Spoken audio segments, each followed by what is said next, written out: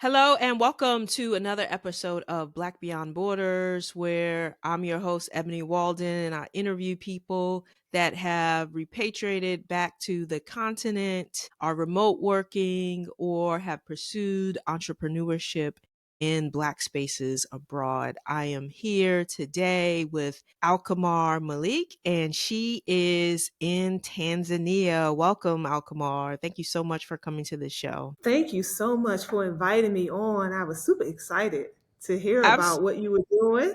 And so it's my honor and pleasure to be on your platform. Absolutely. I love it. So let's jump right in. Tell me a little bit about yourself and what inspired your decision to move to Tanzania. Okay, well, I am a 51-year-old mom to a 29-year-old baby girl who Okay. is about to be 30 in about 2 days. And Well, you look good, girl. Black don't crack. Thank you. Thank you. I grew up in the Washington, D.C. area. I am what you would probably call the consummate entrepreneur. So I Okay. maneuvered throughout a whole lot of different business ventures throughout my years on earth. And I did early on, I did some bookkeeping for some major grocery chains. And then I maneuvered out of that into real estate and I sold homes for 10 years. Was very successful. And then the spirits grabbed a Come hold on, of me. spirit. Hey, spirits grabbed a hold of me and said, okay, that's enough. Time to do something different. So I jumped from there and I dabbed into the fashion world as a boutique owner. So I had a boutique and I had that up and running, was pretty successful with that for about 8 years. And the spirits grabbed me again and said, okay, we're not done with you yet. It's time to shift one more again. So here I am in Tanzania, East Africa, embarking on some business ventures, not immediately. I've been here about 2 months now. And so I'm just getting my feet wet and getting the feel of the place before I jump back into the business world. Yeah. So why Tanzania? Had you been there before? Did it just feel like home? Tell me a little bit about the decision to move to that particular place. Okay. So Tanzania was my second time on the continent. My first was in 2019. I did a trip to Zimbabwe, two Okay. week venture there, which was very fun and different, very different. Tanzania, a friend of mine, shout out to Mayasa, she has an organization, it's Time for Healing, and she does Mm. trips, tourism. She brings groups over every year annually in October. And she called me up one day and said, hey, won't you come go with us? And I got the hemming and hawing talking about money and I don't know. And she stopped me in my tracks and said, no, no, no, we don't do that. We ain't going to let no little bit of money stop us. I And know so she that's had a right. little, so she had a pep talk with me and I decided, okay, you're right. I'm going to go. I'm going to go. So I agreed to go with her and that was 2021. Yeah, Okay. that was So about 2021, 3 years ago. 3 years ago. And so I came, spent 2 weeks with her and her group on the tour, and fell in love. Just absolutely fell in love with everything about this country, the people, the environment, the scenery, the food, everything about this place. I just fell in love. And so when I got back home, I couldn't shake the feeling of needing to be back here. I mean, it Okay. just grabbed me like claws, and I could Okay. not She every said, "Come back day. home. Come back home." I tell you, it's been a spiritual journey, shown up. And so it hadn't even been a year later. It was about 5 months after I left. I came right back and I stayed a month. Wow. I didn't know Okay, you who I stayed a was going month to the stay second with. time. Yeah. And so I stayed a month, got an even better feel of the place, fell even more in love. And I decided then when I came home from that trip that I was going to make Tanzania my home. Come on now. So tell our listeners and viewers about Tanzania. So where is it? What cities were you in? What foods were you eating? What are the some of the elements you fell in love with when you were there those first two times? Okay, well, Tanzania is on the far east side of Africa. It's butts right up against the Indian Ocean. Beautiful, beautiful waterfront, scenic views. What I love about Tanzania is that you get so much in one country. So you get the Mm. ocean, the beach life in Dar es Yeah, because that's Salaam. where Zanzibar is, correct? You get the Okay. island of Zanzibar, so the whole tourism location and so much attractions and things to do there. You get the mountain regions of Mm. the Kilimanjaro mountains and Mount Meru, one of the tallest mountains in the world, right here, and that's where I am in Arusha. And so you get the Okay. chill weather, you get the hot weather. Of course, you have the valleys and you have the farmland, and just, so you get so much in one country. Oh, I love So, that. And go ahead. and What's the you, language there? What's that like? the traditional language is Kiswahili. Mhm. Is another thing that I really love about Tanzania. A lot of times you go to different regions. I don't like calling them countries for my own personal reasons, but you go to different regions in Africa and you have all these colonizing languages, right? Mm. Yep. English, you have French, you have the Dutch, you have, all these colonizers come and they speak the different colonial languages. Well, Kiswahili is a traditional African language. And so I'm grateful that I am learning Okay. Kiswahili and I'm learning a traditional language of Africa. So, yeah. Yeah, like tell us about your language journey. How was that? Do enough people speak English for you to get around? And how are you learning Kiswahili? Do you have a tutor, or you're just kind of learning on your own? I'm interested in your learning journey because language is obviously a huge point of connection, but it can make a little bit more difficult to get around. So tell us Yeah, a little bit more it about is. that. It does pose a challenge. It's not impossible, as you can see. I'm managing fine, but it does pose a challenge to be able to connect, right? To Mm, connect with the locals the way that we should all want to connect, right? With our extended family. And so, but I'm learning several different ways. So I'm using the app. Oh gosh, what's the name of the app? Bilingual. I forget the name of it, Duolingo? but I Duolingo. Thank Is you, it sis. Duolingo? That's it. Okay, so they got Swahili on Duolingo. I love that. Yeah, and it's fun. I love Duolingo because they make it fun. So I'm learning that way, and I'm also learning on my own. So I just do my little studying every morning with just words, common words I jot down, and the locals are helping me. So Okay. that's always helpful. I got the locals, and they always testing me on my Kiswahili. So it's coming along. It's coming Okay. along. So you decide to move back. So your first time, 2 weeks, your second time, a month. How do you decide where to live? What was your transition process like in that, both from work, from your home, family, and then, finding a place and getting settled there? What was that Okay, process like? And what was some of, good question. your key decision points or thought Yeah. process? Good question. Good question. So this is my fifth and final time here, like I like to tell people. So I did travel here four other times within those Okay.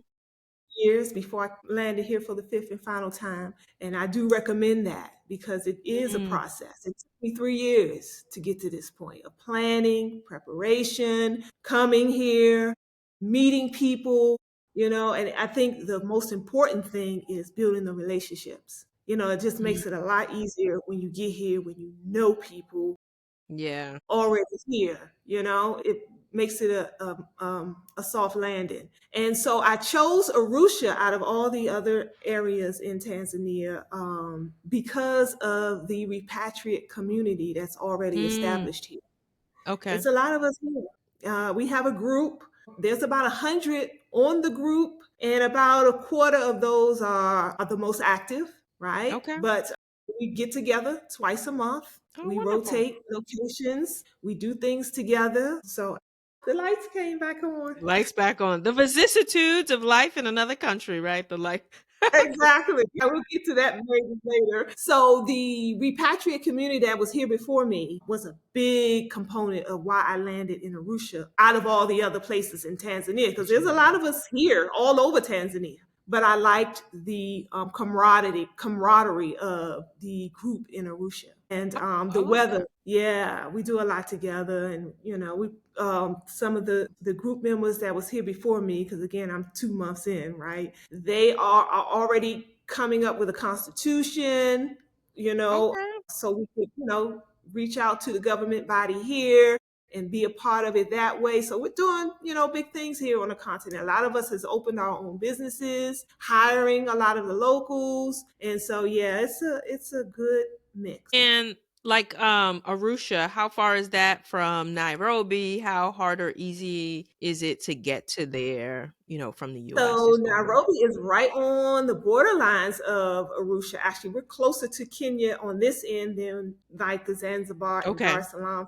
We're further north, right? Dar es Salaam and Yeah. Zanzibar is a little bit more south. And so it's about a 4.5, 5 hours drive from Okay, here that's not to bad. the Kenyan border. So not too far.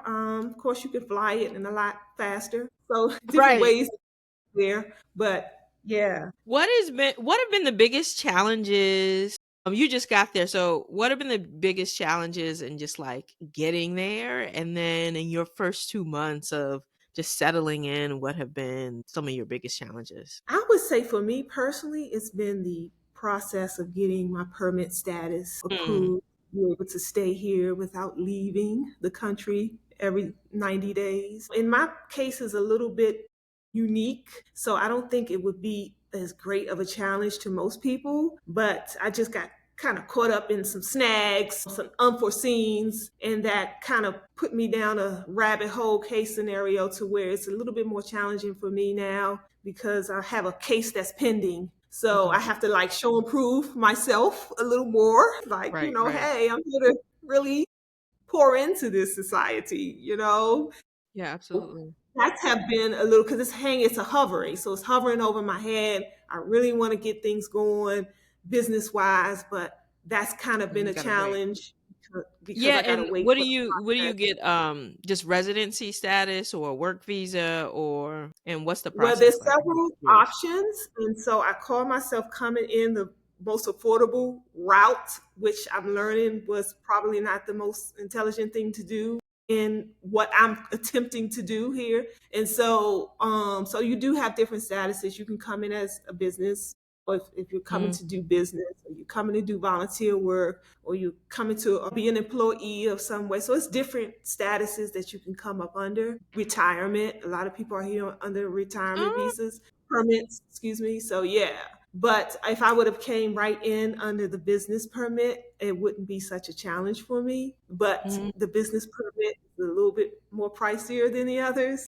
Yeah, yeah. So long story short, I just have to maneuver a little differently. That's all. Okay, so Nothing you're can trying to stop. be like right, so you're trying to be a resident, and that process can take up to how long you think? I'm just wondering. Well, the residency is a process and it can take a Okay. while. And Tanzania is not a country that is most friendly to resident. They don't give out a Okay. lot of residencies easily. Okay, so you kinda have to up your other visa when it Yeah, so expires. it would be Okay. more of a permit status. So you Okay. come in under a permit status versus a residency, which will allow you to stay, but it's just a little different. Okay, yeah, that makes sense. So that's Mhm. challenging. How was the process of untangling from your life in the US, in Maryland you were in, right? That probably was even a greater challenge than what I'm dealing with for sure. It was 3 years because I had a whole business. I have family there. That's what took me 3 years. I had real estate. I had to sell my home. I had to sell everything in it. My car, close my shop, say goodbye to all my family and friends. So it was a process. It was Yeah. definitely a process. And yeah, and my family kind of talked me out of it the first time because when I came back Oh, you were that gung second ho. visit, I was ready to go, and my family was the one who kind of pumped my brakes. Mm, But I could never shake that feeling of being here. So it was like one of those situations where it's like, I love you all, but I gotta go. It was a process. It definitely was. And I'm a author. I'm a published author. So okay, writing is one of my first loves. And so I'm creating a second book now okay. around that. around the whole process, the journey from there to here. Wonderful. Well, tell us the name of your first book so listeners can find it or go out and get it. It's a novel. It's called A Tangled Web. Okay. You can find it on Amazon. It's on Amazon as well as Kindle books. Okay.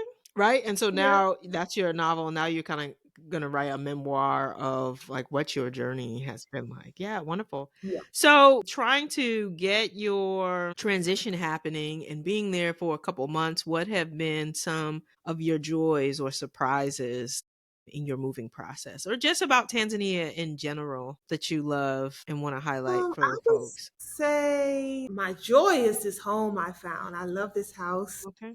that I'm in. And that's one of my greatest joys since I've been here. I have like 6 fruit trees in the Wow. yard. Yes. And I was doing some gardening at home back in the States before I came here. So I definitely wanted to pick that up when I came back here. And so to come into you know what I'm saying, a lush green, wonderful garden and trees and plants and herbs was just heaven for me. Wonderful.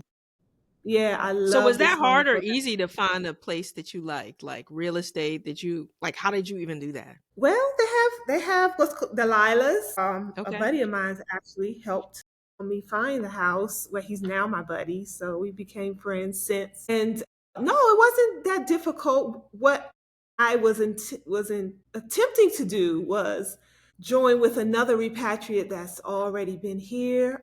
And she is an elder and she was looking Okay. for another home, but she wanted to share the home with someone else because she's getting a little older and Yeah. she just wanted that company with her. So my intention was to come and find a home with her. And we were looking together the first couple of weeks, but finding my specific needs and her specific needs that Was were too like much. almost total opposite in one house was Yeah. becoming a bit of a challenge. And so we decided to, amicably part. And I found this home in the process of that. Yeah. But it wasn't too difficult. It's really not difficult at all to find homes in Tanzania, especially for us repats coming back home because a lot of times the prices are so much more affordable than Mm. back in the States. So that opens up a larger pool of available homes for us. Yeah. Are you renting or did you just go ahead and buy or what?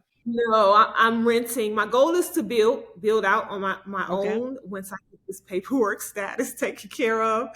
But no, I'm renting for now. So I'm renting a Okay. 4 bedroom, four and a half bath home, and it's only costing me $369 a month Okay, with five girl. fruit trees. I might see you in the next year or so. What? That's it, girl. I am love so I am really like this has definitely been a joy for me. Okay. Did you say a 4.5 bedroom house for $300 a month, girl? 4 bedrooms, Okay. 4.5 baths. Up there, the house itself is probably about 3 or 4 years young. And Wow, it's it's so nice. It's soon. got granite crab counters. It's got all the amenities of comforts of home, and that's Okay, it. I'm about to put that on the map. Okay. And feel You free might to come. I have it's just I was me, and about I to will say, be there. And I'll be girl, you Airbnb. might get a visitor. Come. That's my goal. That's the reason I chose so many rooms Mm. because for those who want to come over and just come for a visit, my home is open for that. Okay, girl. It's going Hmm. next year. I'm putting together. So this 2025 is kind of built out, but I want to do this for the next 3 years. So you might be on my 2026 list of places to visit. I haven't been to Tanzania before. I've been to Kenya, but not Tanzania. So definitely want Looking to forward. put that on my list. Or I might just do like a more Eastern African tour because Rwanda is also on my list as well. So while you're out, might as well Exactly. visit and to really kind of do like you do, visit places and saying like what captures my heart, what would make my life easier because I don't have to work as much because the cost of living is low, proximity to airports and, get people there because I'm like you, I want to find a place and whether I keep my house in the US or like I would love to be gone for 5 months out of the year to my Mhm. second home somewhere. And I would love that also to be a place of rest, rejuvenation, and just visit for other people that want to come. I could be like, yeah, girl. And when I just got back from Senegal, and my friend has an apartment that she lets people kind of retreat at and stay at. And I was like, that's what I want to do. Just be a soft place to land for people that want to explore or just want to come visit and welcome them in the community. So I love that you're doing that. So Yeah. talk about food and culture in Tanzania. What's that like? What are folks eating? So you talked about people are speaking Kiswahili. What's it been kind of delving into people culture, everything from food Mhm. to religion to what's similar or very different from what you would obviously get as an African American person in the US. Well, the food is staple, so they definitely have staple foods that they eat here. I'm not a meat eater, so I don't Okay. partake. So Tanzanians are big on meat, but what I do, I work around those foods, and I love and enjoy the foods that I do have. So they do certain staple foods like chapati, which is their bread they make. I Okay. just walked out and bought some from a young lady selling it on the street corner this morning, and greens. And so they do the staple foods.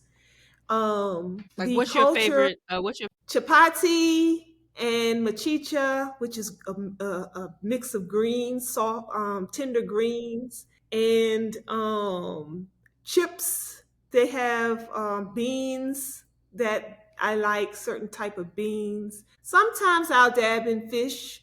Every now and again, I go back and forth. I wasn't eating fish back in the States, but I did start here because it's a little more healthier. So they have these fish smothered kind of meals, but I do a lot of cooking at home. Okay. So yeah, and then when I do go out, they have different kind of options. So we eat locally on occasions. Then they have different pizzerias and Italian food and some of the regular staples that we're kind of accustomed to at home too. So it's been a hodgepodge. Okay. So yeah, I enjoy some of the food. Yeah, yeah. Yeah. Understand. Yeah, well, I would Hmm. imagine it's hard to be a vegetarian or a pescatarian in a meat where I would imagine they're eating goat, maybe So lamb, and yeah, and beef, chicken, chicken. beef, yeah, yeah. They kind of blend it all. Oh, palau, that's another local food that I like. It's a rice. It's like a brown rice, and Mhm. most people make it with beef, but sometimes you can get the vegetarian version, and I like that too. It's called palau. Palau. Okay, I have to try that. Hmm. So what's it like? I'm not sure if you're single, if you brought a partner, or you brought your kids, or what's it like being you in that space? Single, just me. Okay. So what's it Interesting like being a dynamic. single woman of a certain age in Tanzania? Well, it's different. It's different. That's a good question. I mean, I'm comfortable with it for now, right? I don't I don't think I would want to live out my life as a single woman in Tanzania. That's not the Mm, goal, right? yeah. But it's been comfortable. I find myself in, well, let me give you just a small example today. Like one of my repatriate friends, we went, he's a man, and we went on a morning walk this morning, right? We're just friends. And these dogs came out of this man's, because we're walking through cuts and, back alleyway kind of scenarios and Sure. stuff. Yeah, yeah. And so this guy had his gate open, and he had some dogs, and the dogs came running out, right? And my friend was ready to crack the dog with a stick. Now, and I told him, I said, now had this been me by myself, I'd probably still be trembling even now. Right, I right. wouldn't know how to respond to a situation like that. But he handled it, and Yeah, we were yeah, safe. just to have somebody to have your Just back. to have a man around for kind of situations like that, it's sorely missed, right? Yeah. But yeah, but I'm happy. I'm happy. I'm content. I'm at peace.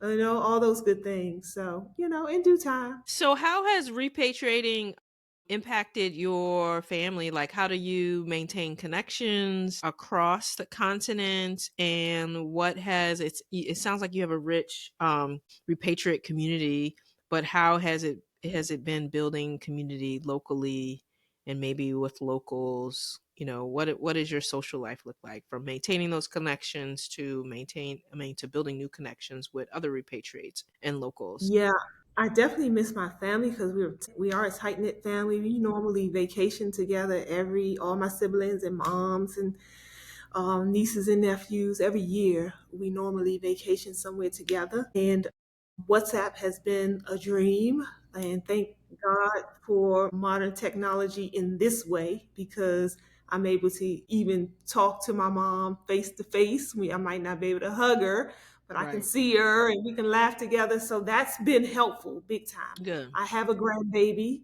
who's 6 years old, who I Wow. miss tremendously, but we have plans to have her to come over for the summer. So I'm looking forward to that. I'm sure she's gonna love that. Yeah, and I had an extensive list of wonderful friends and family back home who, I'm just coming from a really strong community of people, Mm, right? And sisterhood, all that stuff. That was one of my biggest concerns coming here. It really was. It was a major concern of mine. It's like, how am I going to adapt without my village? My yeah. circle. They're very important for me back home. But lo and behold, it's been interesting because I found myself having a more active social life here than I did back home, That's believe it or funny. not. And I don't know if it's because I worked so much back home, I had to Mm, be at the shop so much, and so I didn't really get out to do a lot of the things that I get out. I have a lot of more free time on my hands, but I worried about that. I'm like, okay, so am I going to be yeah, of missing course. home? And Meeting people. I've had, it's been every day. I have turned down offers of Okay, doing booked things. and busy. Yes, girl. So that has been a surprise. I'm like, oh, pleasant surprise. So, I I mean, love although that I, for you. I love and miss my family and friends, but it's a lot to do here. It's a lot to do here. So, Mm. So, like, what is a typical day in the life of Alkamar look like in well, today Arusha? has been a kind of a down day because I did go out on a walk. It was like a 2 hour walk. So it's been Wow. other than that, I've just been around cooking at home today. But usually, like, we'll go to the movies or we'll go out. We just had our expat meeting yesterday and we all came and went out to eat. We did some line dancing after the Okay. meal, which was fun. I had turned down the other day, there was a holistic event, a whole half a day event where the sister teach yoga and do meditation and you eat and you're out in the garden, things like that. And so that I turned down, but it's just so much things to do. And then, going shopping and, hanging out with some of the locals and showing me around the different areas I've never seen before, things like that. Oh, It's been wonderful. exciting. And you mentioned you used to work a lot in the US. What has work looked like moving to Tanzania? And I know you kind of have some ideas or want to have a business venture. So what's current work look like, and then what are your hopes? Well, my current work has not worked, so I'm not working at the current moment because I'm unable to get my business going properly until I get my permit status in play. Okay. That's that hover. That's that thing that's hovering over me right now. Okay. So I've been kind of just feeling my way, Yeah. going, seeing places where I would like to build out, looking, going to different businesses, ventures that, I'm looking to embark on myself and learning from people who are doing the things that I'm in the genre, in the areas that I'm looking to be in, which is real estate. I'm looking to build out a whole compound. And my goal is to put all my loves in one central Oh, I love location, that. Okay. event hall and Airbnb and my boutique and some fun, place for the children here. So I plan to do it all in one location. So just been feeling my way these last couple of months. On my Okay. So way to you Rwanda. okay. Yeah, next week I'll be in Rwanda for 2 weeks because from what I understand from people I know who are there, that their business acumen is a lot more friendlier there than Mm. it is in Tanzania. So I just want to, feel my way. So I'm feeling my way for the time being until I can get my paperwork in proper status. Yeah, so your goal is to kind of do a bit of real estate development where you have kind of this multi component business is like with your boutique. I guess you had a boutique here, Airbnb, kind of the property build out compound. Okay, that's wonderful. I love that vision. Mm-hmm. Mm, Because go ahead, girl. I used to do events as well back home. So I love that. Well, kudos to you, and I wish you well in that. I hope that permit comes very soon. thank you. I've been getting a lot of help. It's just the red tape. The vicissitudes of working with government probably anywhere are challenging, but it could definitely vary in the length of time. So tell me, how has being, I mean, you've gone back and forth a lot, but just for your first couple months there, how has repatriating redefined how you see yourself, your identity, your sense of, as a Black person, your sense of belonging? Talk about just a little bit about that. How has it shaped your idea of yourself, identity, culture, and belonging as an African American person who decided to move to Tanzania? Another good question, really. I think probably the biggest thing that shaped me being here is having feeling a sense of home, Mm, right? A sense of home here that you it's one of those things that you have to really be here to understand. You know, hmm people, I've heard people say it, before I got here, but to feel it, you can't put a price tag on it. You feel safe. I feel secure. I feel like I'm home, a lot of the stresses of life that can weigh us down in America, we just don't have here. mm, Just like for a small example, I pay my rent every 4 months, right? And so that just allows you breathing room.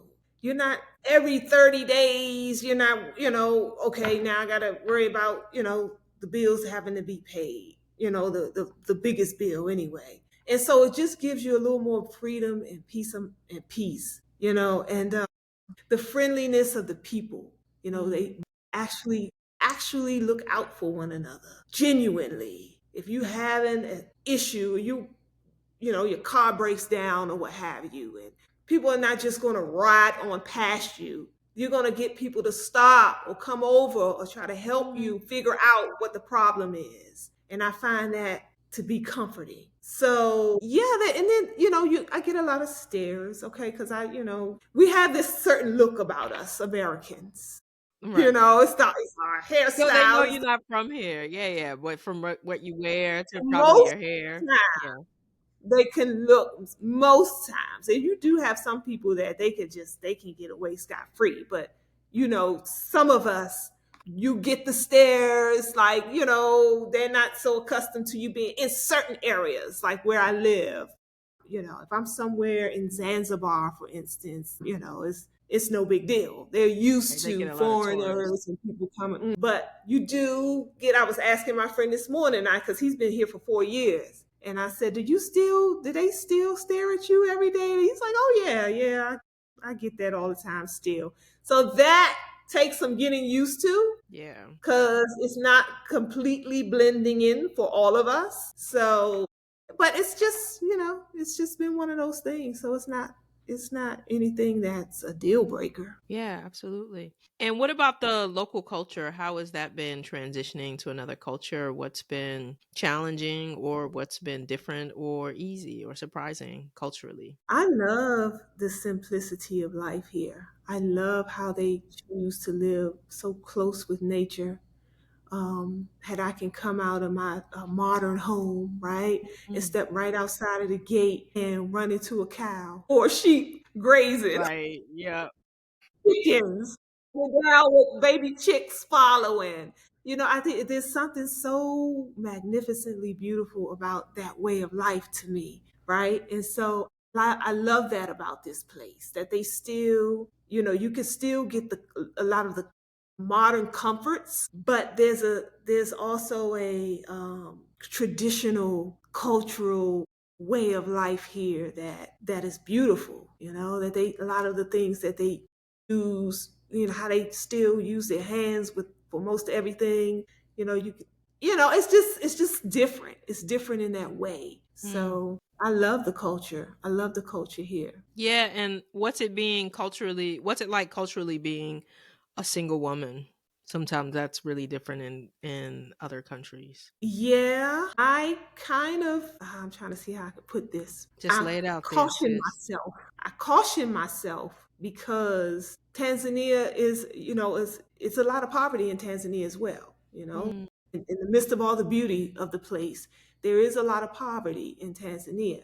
And so coming from America and they see us mm, oftentimes as money bags, that you can help them come up. So yeah, it's not a slight, it's just a reality of life. of life. And Yeah, so a lot of people um who are struggling to get by already, and they see you in the midst of them, and you could possibly be a meal ticket for them, they will shoot their shot. yeah, yeah, yeah. So you got to be careful.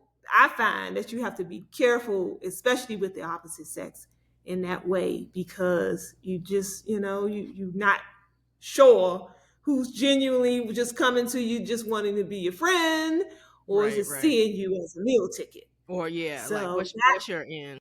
Yeah.